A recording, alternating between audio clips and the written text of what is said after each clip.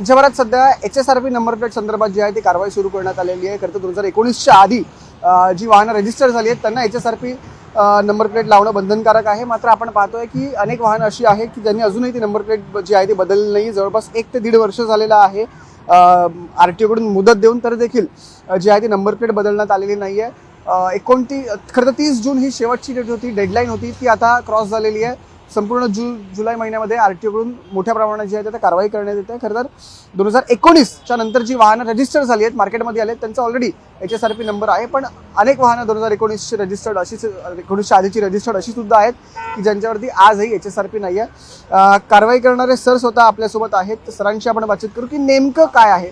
Sir, कारवाई कसली करता येईल?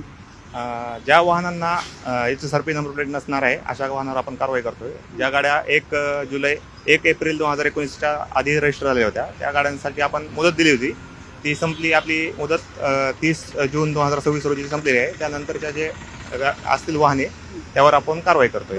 तर HSRP म्हणजे नेमकं काय किंवा लोकांना कसा फायदा आहे? HSRP म्हणजे एक हाय सिक्युरिटी रजिस्ट्रेशन प्लेट आहे. त्यामध्ये काही सिक्युरिटीचे फीचर्स आहेत, जसे की त्यात एम्बॉसिंग आहे, त्यामध्ये होलोग्राम येतोय, तसंच लेझर कोडेड एक कोड येतो. त्यामुळे आपल्या गाडीसाठी तो युनिक कोड असणार आहे. त्यामुळे त्या गाडीची आपल्या एक वेगळी ओळख त्यामुळे निर्माण होते. तुम्ही सर एक फ्लाइंग स्क्वॉडमध्ये आहात आणि तुमचा एक फ्लाइंग स्क्वॉड मुंबईभर फिरत असतो, बरोबर? येस, बरोबर आहे. ओके. आणि मग कशी कारवाई करता तुम्ही? जसे आपल्याला वाहन रस्त्यावर मिळतील HSRP नसले, जसं की हे वाहन आहे त्यावर आपण मोटर वाहन कायद्याअंतर्गत कारवाई करतोय आणि त्यावर आपण दंड आकारतोय 1000 रुपये. तर हे सांगा मला की आव्हान काय कराल लोकांना?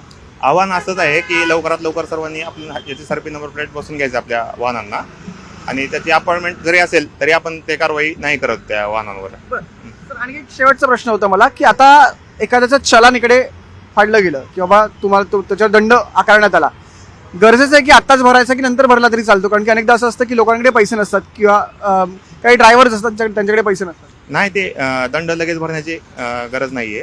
आपण नंतर पण ते दंड भरू शकतो.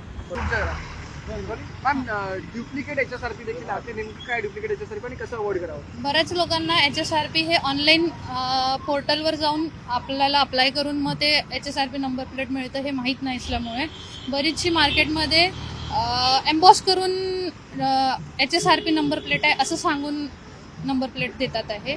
त्या सगळ्या डुप्लिकेट नंबर प्लेट आहेत. तर लोकांना हे कळायला हवं की HSRP नंबर प्लेट ही ऑनलाईन पोर्टलवर जाऊन तुम्ही अप्लाय करणार, त्यानंतरच तुम्हाला ती नंबर प्लेट मिळेल, न की कुठल्या पण दुकानात एम्बॉस केलेली नंबर प्लेट ही HSRP असणार.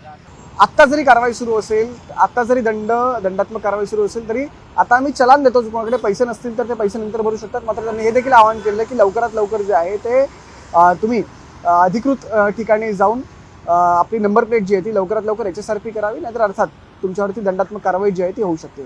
उमेश यांच्यासह मी संकेत वराक, न्यूज 18 मराठी, मुंबई.